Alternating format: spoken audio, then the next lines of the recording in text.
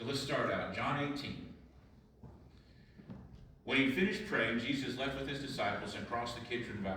Now, we've been covering all this, and the last 2 weeks we've been going through chapter 17, which was the high priestly prayer. Everything that Jesus prayed, and I want us to get this in our minds. It wasn't just that Jesus prayed it for his disciples, he prayed it for all of us that are still here today. So that prayer in 17 precedes this, and that's why we're walking into this. Now, Judas, who betrayed him, knew the place because Jesus had often met there with his disciples. So Jesus came to the garden, guiding a detachment of soldiers and some officials from the chief priests and the Pharisees. And they were carrying torches, lanterns, and weapons. Now, there's a few things I'm going to be touching base on in a couple of places here, of how many of their own laws that the Sanhedrin, the chief priests, the scribes, and the Pharisees, how many of their own laws and regulations they break so that they can come up with a conviction for Jesus to be able to have him crucified. How many of their own rule regulations that they hold so high that Jesus actually preached against are they going to break so that they can come to a place where they can find some reason to get Pilate to have Jesus executed on a cross?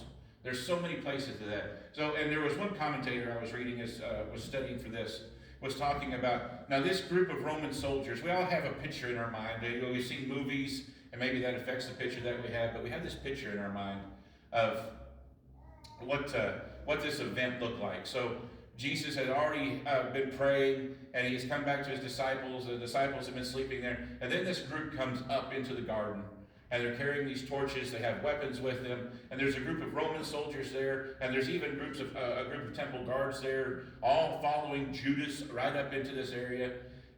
I'm kind of curious. How many people do you picture there at this time?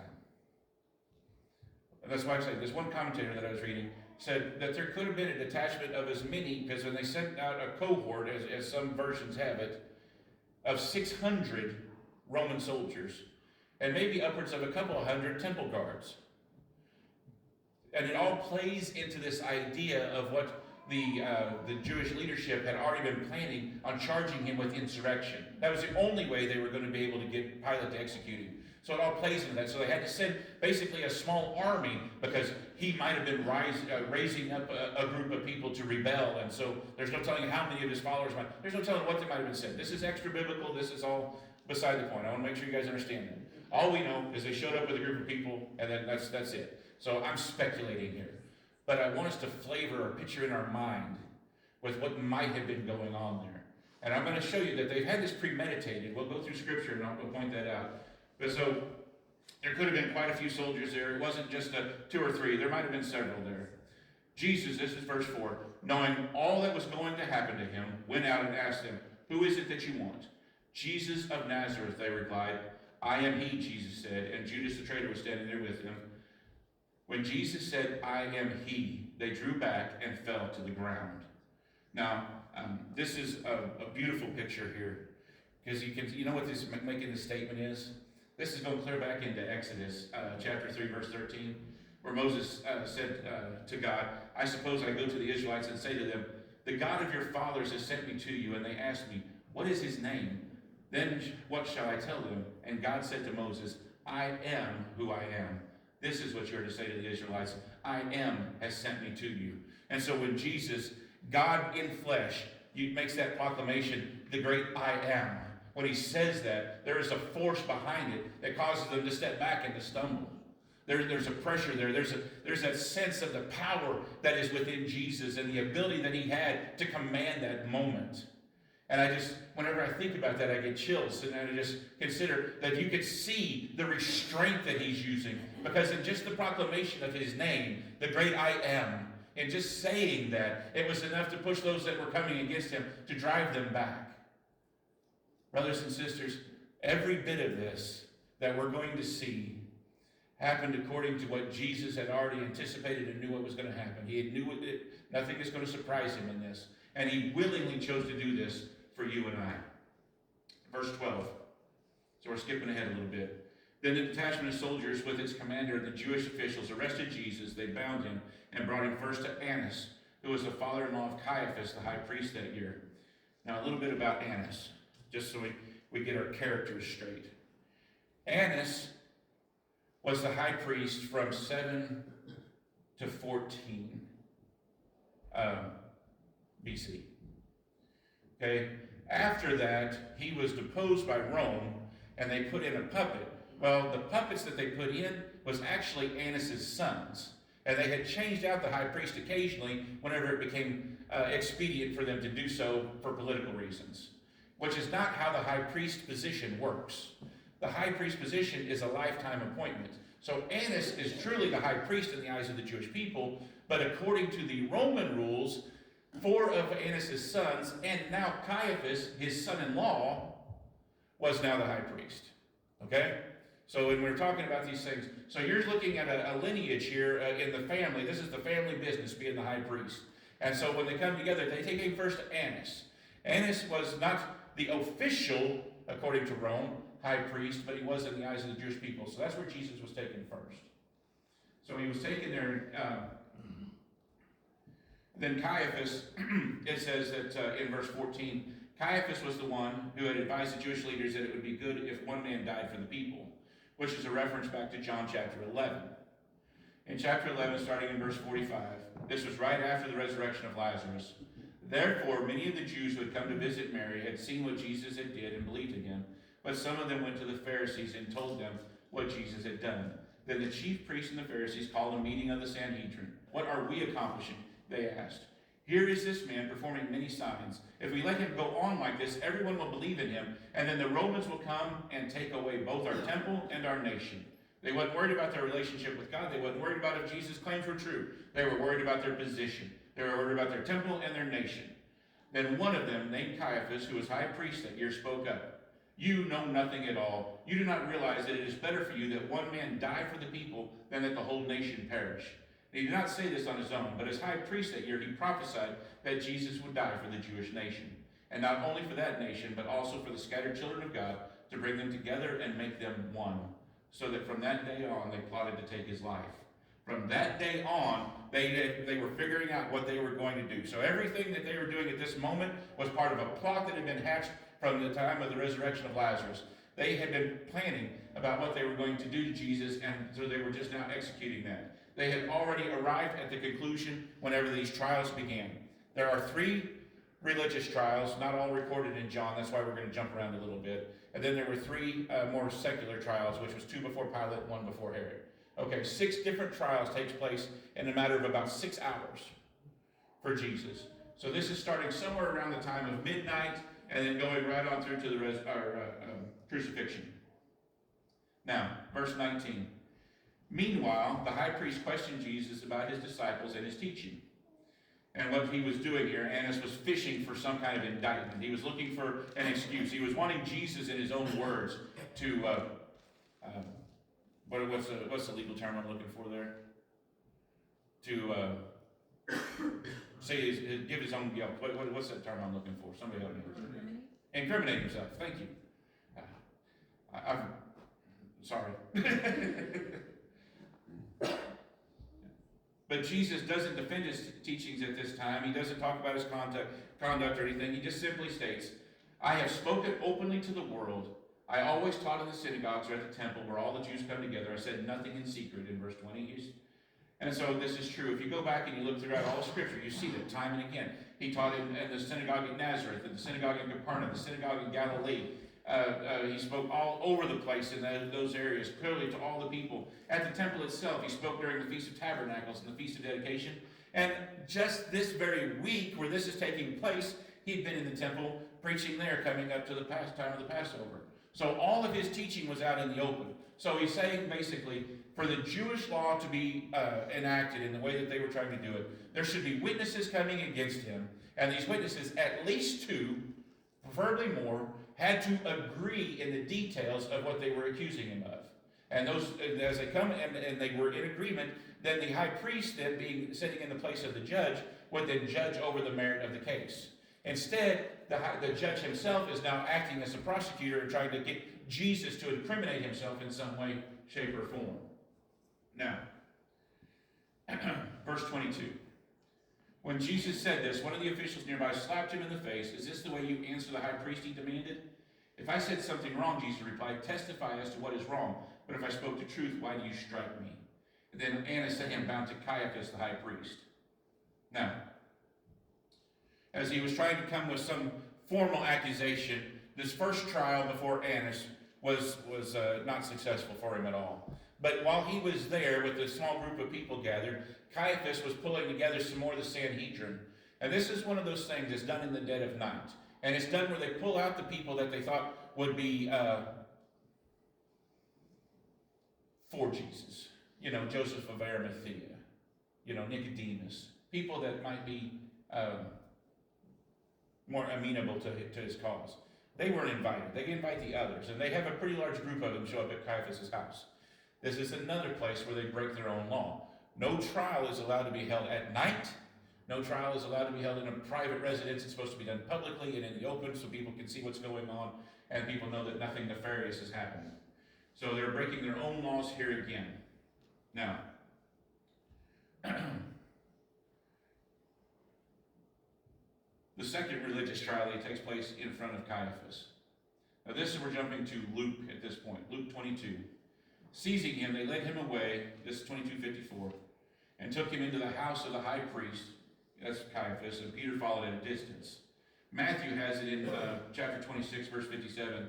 Those who had arrested Jesus took him to Caiaphas, the high priest, where the teachers of the law and the elders had assembled. That's what I was talking about. He had gathered together a group. But Peter followed him at a distance, right up to the courtyard of the high priest, and he entered and sat down with the guards to see the outcome. The chief priests and the whole Sanhedrin are looking for false evidence against Jesus so that they could put him to death. But they did not find any. Though many false witnesses came forward, finally 2 came forward and declared, "This fellow said, I am able to destroy the temple of God and rebuild it in 3 days." Mark has it like this in 14:56. Many testified falsely against him, but their statements did not agree. Then some stood up and gave this false testimony against him. We heard him say, "I will destroy this temple made with human hands, and in 3 days will build another, not made with hands." And yet even then their testimony did not agree. So even there, they couldn't come to this any kind of agreement. So the whole idea is when the trial happens, you're supposed to have 2 witnesses. These witnesses would come forward and say, "We are eyewitnesses to the events of the accused, and he did this, and he said this, and this happened." And this other one says, "Yes, this, and thus and so." All that took place. Well, they couldn't agree because one said that he said he would do it, the other said he could do it. They couldn't, even their testimony didn't agree. It didn't come together to a point of being able to convict anyone. And so in frustration at this point, Caiaphas then says, Then the high priest stood up and said to Jesus, this is 26:62, "Are you not going to answer? What is this testimony that these men are bringing against you?" Jesus didn't have to answer because it was up to him to build the case. Jesus wasn't building his own case. And then Caiaphas placed Jesus under a solemn oath, declaring, verse 63, but Jesus remained silent. The high priest said to him, "I charge you under oath by the living God. Tell us if you are the Messiah, the Son of God." So he knew exactly who the claims were. So he brings him to that point, and he puts him under an oath at that point. And in Mark 14:62 is the clearest presentation of it, where Jesus says, "I am. And you will see the Son of Man sitting at the right hand of the Mighty One and coming on the clouds of heaven." He used this "I am" statement again right here. But he also uses the Son of Man. And that phrase was common use in the language of the time to reference to the coming Messiah. So that would have been a reference that anyone in that time would have been very familiar with. You have said, in Matthew 26:64, "You have said so," which is going back to Mark's "I am." Jesus replied, "But I say to all of you, from now on you will see the Son of Man sitting at the right hand of the Mighty One and coming on the clouds of heaven." And that whole idea of the right hand of the Mighty One is also a reference to being seated next to God and therefore being equal with God. Okay? So here it is. This is the thing that they needed. From Jesus' own lips, they hear him claiming to be God. Now, the problem is this. If he really is the Son of God, and thus God, if he really is that, then there's no blasphemy here. He's just telling them the truth. But they don't want to know that part of it. They don't want to examine that part of it. They have a statement. They are just saying that he's a regular human being that's claiming this, and therefore calling it blasphemy. But what they don't realize is they think they're standing in judgment over Jesus, but really they were judging themselves in this process. Matthew 26:65. Then the high priest tore his clothes and said, "He has spoken blasphemy. Why do we need any more witnesses? Look now, you have heard the blasphemy. What do you think? He is worthy of death," they answered. And then they spit on his face and struck him with their fists, and others slapped him and said, "Prophesy to us, Messiah, who hit you?" Okay, so this mistreatment begins to build up upon him. Now I just want to cover a few things. And you guys, I'm sorry if this is boring to you, but I find this fascinating, and I just want to look at some of the rules, their own rules that they broke to bring Jesus to this place. The high priest, number one, is forbidden to tear his garments, and that's according to Leviticus, and yet he did so. He also broke the law when he made a charge against Jesus, because charges were not to originate from the judge, whose job was only to weigh the charges. When Caiaphas claimed that there was no need of witnesses, he again broke the law, which stated that there could be no condemnation except by a testimony of 2 or 3 witnesses, and they must agree in every detail. Caiaphas broke the law when he put Jesus under oath in an attempt to make Jesus testify against himself. He also broke the law when he accused Jesus of blasphemy, for this charge was only valid if the person charged had actually pronounced the actual name of God. When the Sanhedrin passed their guilty sentence, they violated the law and said that a person could not be condemned on the basis of only his own words. Also, their verdict of guilty was at night, which was illegal. The guilty verdict was pronounced at the same time as the trial itself, but the law stated that the trial and the guilty verdict had to be separated by at least 24 hours. When they declared Jesus was condemned to die, they did so by acclamation, which was illegal for the death penalty. It had to be done by an individual count, beginning with the youngest member of the Sanhedrin so that they would not be influenced by the older members, and announcing the sentence on the same day as the trial. Okay, so not just the verdict, but the actual sentence on the same day as the trial was illegal, for the sentence would only be given 3 days after a guilty verdict had been given. So he should have had at least 4 days in there. Finally, they broke the law by beating Jesus, an action which was not allowed by law. And another law that they broke from the very beginning was that no trials could be held on the eve of a Sabbath or a feast day. Okay. So I read all of that for the purpose of saying this. They were jumping through fiery hoops of stupidity because they were so jealous and envious of Jesus and the position that he had and the influence that he had with the people that they wanted him dead that bad. Politics. It was all politics. They were worried about their position. They were worried about whether they were going to keep their jobs in the temple and the nation, because if the Messiah shows up, what's going to take place? They're going to be deposed, because they knew what kind of people they were on the inside. And they were not going to have any of that. Brothers and sisters, because of all of these things, these people were overly religious. They were just dripping religion everywhere. But they did not have a heart turned towards God. So they were going through the motions of everything that the law required without ever having any consideration for what God himself was doing or what he wanted. And so my question is for us, as the church today, are there times and places where we do the exact same thing? Where we get so caught up in our religion and our practices and our rituals that we miss the heart of what God wants to do and what he wants to accomplish. Because things have to be done or said in a certain way, instead of actually just saying, what's God want in this instance, in this circumstance, in my life right now? I really think that this should open our eyes to how we get caught up in the things that are not important, which is something that Jesus repeatedly told to them.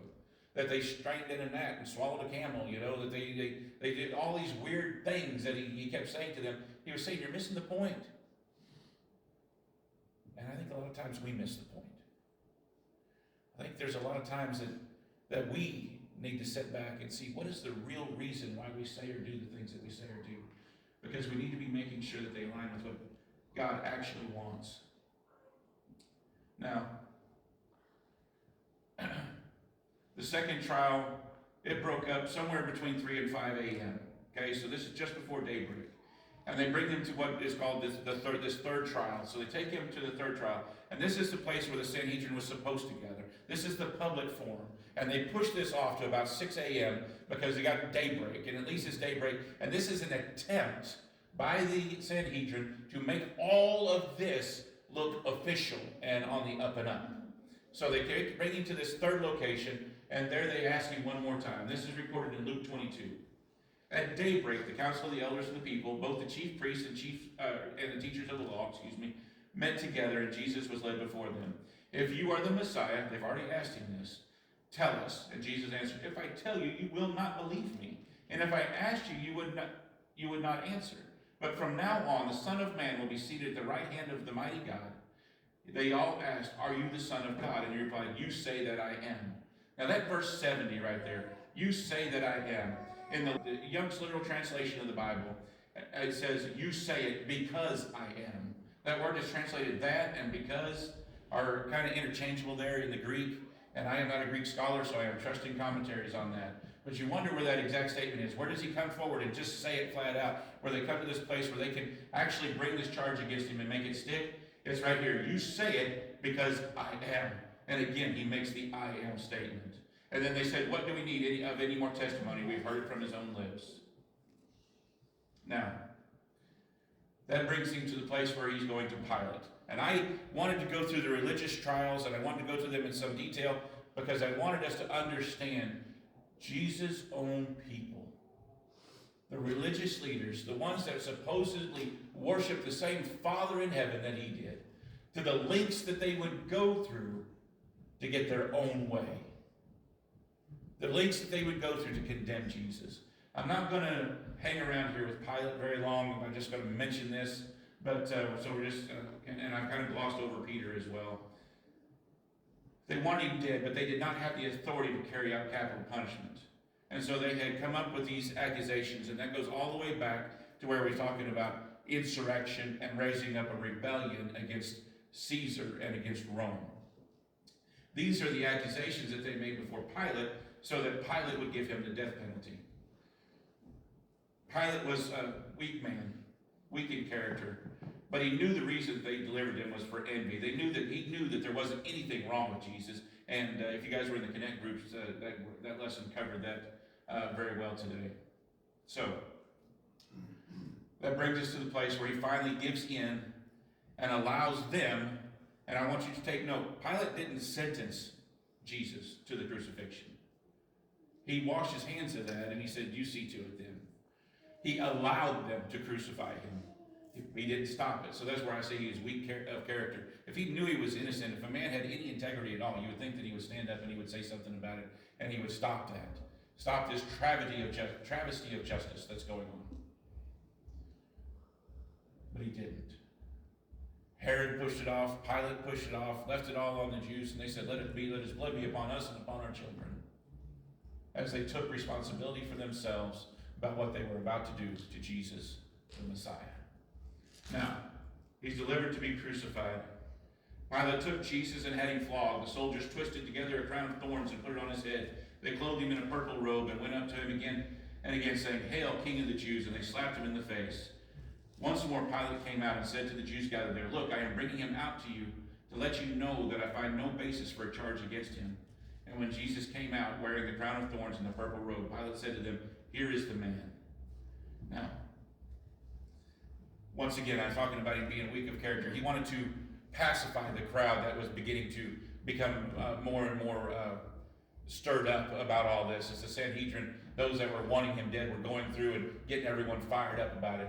It's kind of like the crowds that you see today. You know, there's these protests that you see in the street where there's so many people wandering through the streets and then they start breaking into windows and robbing stores and all that. There's usually a handful of people that get things started, and then the crowd just goes with the flow. Because people in a great mass like that, they just see, you know, I heard one fellow, I can't claim, I don't know who said it, but someone said that the more people there are in one spot, the lower the IQ gets. I don't know what it is, but people do. They act in crowds and they act a fool whenever they get in crowds. Because I guess they think there's some anonymity of being in a crowd, and so they have less restrictions on their behavior. Anyway, but I kind of imagine that is kind of what's going on here. As the crowd's getting more unruly, so he decides he wants to do something about it. So he has him beaten.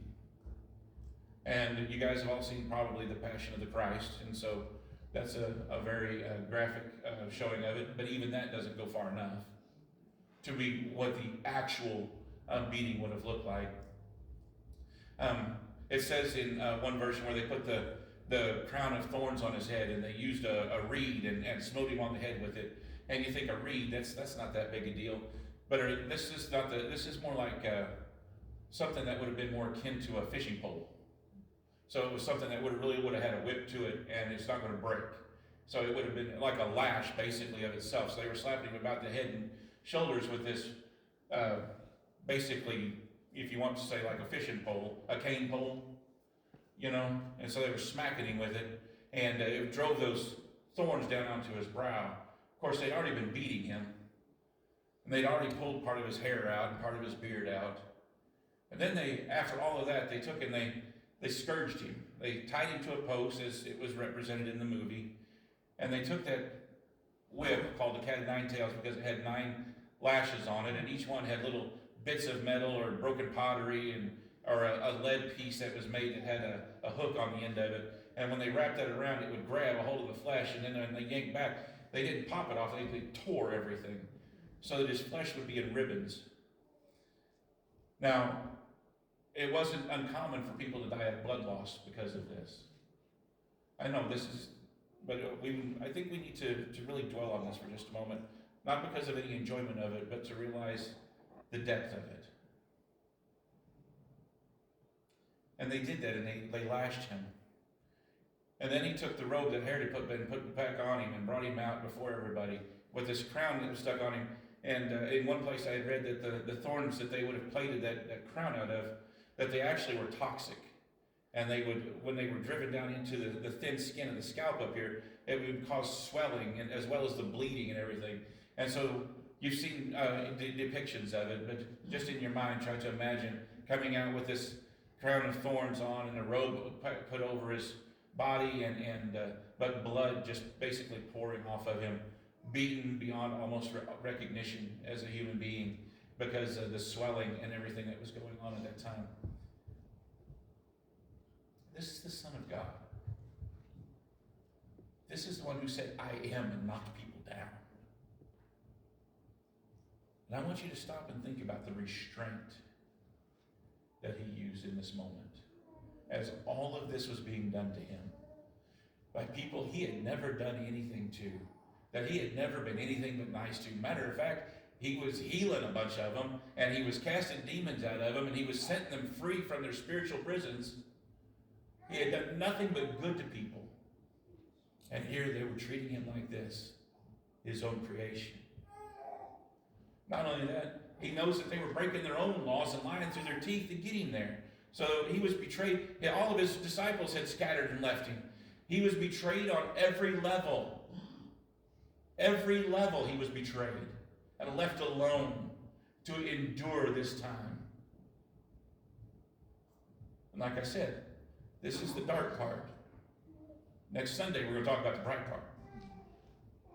But I want us to just take some time and consider seriously all that the dark part entails. Now, he goes on. He might have brought him out at that time, thinking that they would see how bloody and torn that he was, and that there might be some compassion in the crowd, seeing what a mess Jesus had become. But no, verse 6 in John 19. As soon as the chief priests and their officials saw him, they shouted, "Crucify, crucify." But Pilate answered, "You take him and crucify him. As for me, I find no basis for a charge against him." And the Jewish leaders insisted, "We have a law, and according to that law, he must die because he claimed to be the Son of God." Now, Pilate, giving the day and time, was probably a fairly superstitious man worshiping the pagan gods. And so the idea of someone being a son of God was not unfamiliar to him. Whenever you look at the Roman pantheon, the Greek pantheon of gods that they had and that they worshipped at that time, it was very common for one of those gods to have a half-breed child of some sort. So can you imagine the look on Pilate's face? He said, he's a what now? And the thought that, well, I know that Zeus wouldn't put up well with someone treating his kid like this, so what about the Jewish God? Is he going to put up with someone treating their kid like this? And that's, now once again, there's some speculation there, but he did bring Jesus back. And he says, "Where do you come from?" And he questions, just who are you and where do you come from? What is going on here? But Jesus gave no answer. He says, "Do you refuse to speak to me?" And Pilate said, "Don't you realize I have power either to free you or to crucify you?" And Jesus answered, "You would have no power over me if it were not given to you from above. Therefore, the one who handed me over to you is guilty of a greater sin." And from then on, Pilate tried to set Jesus free, but the Jewish leaders kept shouting, "If you let this man go, you are no friend of Caesar. Anyone who claims to be a king opposes Caesar." When Pilate heard this, he brought Jesus out and sat down on the judge's seat at the place known as the stone pavement, which is in Aramaic Gabbatha. It was the day of preparation of the Passover, and it was about noon. "Here is your king," Pilate said to the Jews. But they said, take him away, crucify him." "Shall I crucify your king?" Pilate said. "We have no king but Caesar," the chief priests answered. "We have no king but Caesar," the chief priests answered. Every time I read that, I think all the way back to Joshua. And whenever the kingdom of Israel was originally established, who was supposed to be the king? God himself was supposed to be the king. And here the chief priests are saying, "We have no king but Caesar." This is an utter rejection, not just of Jesus as Messiah, but of Jehovah himself. They are rejecting everything about the faith that they proclaim to represent so that they can get their way, so that they can have their way done, their will above all things. Finally, Pilate handed him over to them to be crucified. So the soldiers took charge of Jesus. Now, he was carrying his own cross, and he went to the place of the skull, which is Golgotha. And he was crucified, with two others there, one on either side. And Pilate had put a notice over his head that said, "Jesus of Nazareth, the King of the Jews." They didn't want that written up there. It said that he was the King of the Jews, but not really the King of the Jews. Now, we're getting to the heart of it right here. Jesus, who had never done anything but good for people, had the exoneration of his sentence placed on the cross above his head. Usually that's where your accusation goes. That's where whatever crimes you have committed were posted above you so that people could see why you were suffering on the cross in that way as they passed by. But here he was, the King of the Jews. What they didn't realize is that he really was the King of the Jews. And because what he wrote was a true statement, it was not an accusation, but it was proof that he was sinless, that he had done nothing wrong. God in heaven allowed the eternal Son to go through all of those things, and at the end to still have the proclamation of his innocence hung over his head, even while he suffered the consequences of it. Brothers and sisters, for one reason. Everything that we have covered up to this point was for one reason, and that was to cleanse you of your sin. That was so that you would be washed clean, so that you would have the ability, the privilege of joining Jesus in heaven someday when we cross through that door that we call death. Because of everything that Jesus did for you, and he was completely innocent because of everything he endured for you, because of his blood that was shed for the remission of your sins, you get to be in heaven. He wanted a relationship with you. And I want us to stop and really think about that this week. He went through everything that we've been talking about, and I think it was necessary to bring us to a place in our hearts and our minds where we can really think about what Jesus has done for us this week.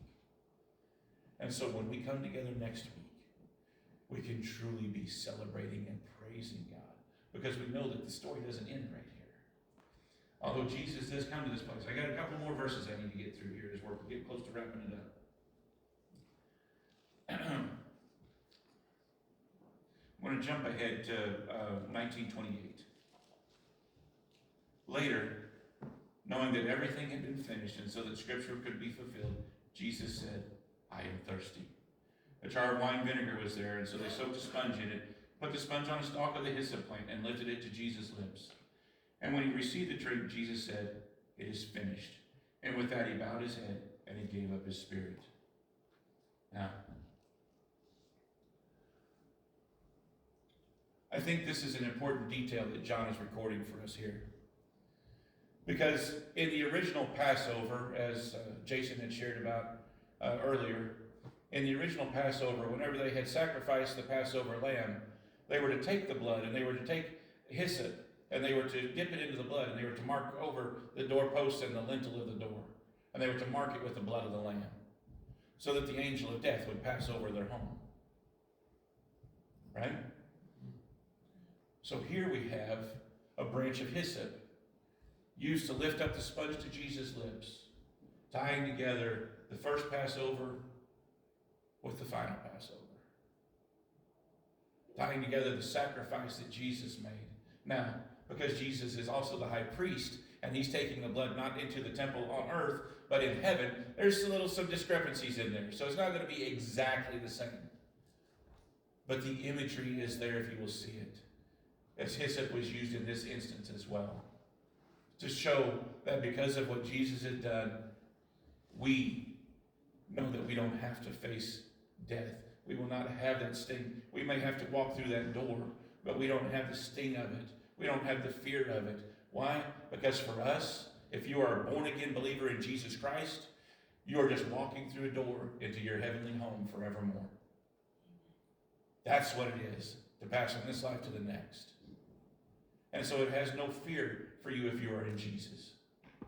Where if you are without Jesus, there is a fear and the wonder of what's to come. And so when he says it is finished, he really meant that all of his trials and troubles and tribulations that he had faced, yeah, that's great. But what he meant in particular is that the payment for the penalty of sin was done.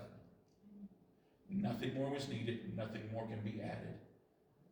Nothing else had to happen because God's work for him was finished here, and he had purchased the redemption of the people that would come to be known as his church. Brothers and sisters, that is all of us. That is all of our brothers and sisters in other congregations around this community and around this globe. We are the church that Jesus has pulled from all nations, tribes, and tongues, pulled together to make for himself a peculiar people. Brothers and sisters, I want us to really stop and think this week over everything that Jesus has done. And I want you to realize with all of your heart that his work is finished. It is done. Yeah, you think you're struggling right now. You think you've got problems and troubles right now. I'm asking you to give them to Jesus, to lay them at his feet. Ask him for wisdom. Ask him for guidance, because all of this stuff he's taking care of for us here. What he's wanting you to do is to turn to him. He's wanting you to give up self and surrender to him. And that even if you are a born-again believer, sometimes we hold back a part of ourselves because we still are just a little bit selfish. And he's wanting you to even surrender that part over to him and see what he can do through you.